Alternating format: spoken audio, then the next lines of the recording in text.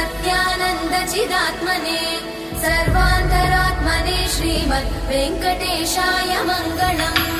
स्वतः सर्वविदे सर्वशक्तये सर्वशेषिने सुलभाय सुशीलाय वेङ्कटेशाय मङ्गलम्। परस्मै ब्रह्मणे पूर्णकामाय परमात्मने प्रयुञ्जे परतत्त्वाय वेङ्कटेशाय मङ्गलम्।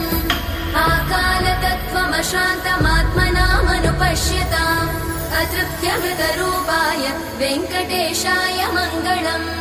प्रायस्वचरणौ पुंसां शरण्यत्वेन पाणिना कृपया दिशते श्रीमद् वेङ्कटेशाय मङ्गलम्। दयामृततरङ्गिण्यास्तरङ्गैरिव शीतलै अपाङ्गैः सिञ्चते विश्वम् वेङ्कटेशाय मङ्गलम्। स्रग्भूषाम्बर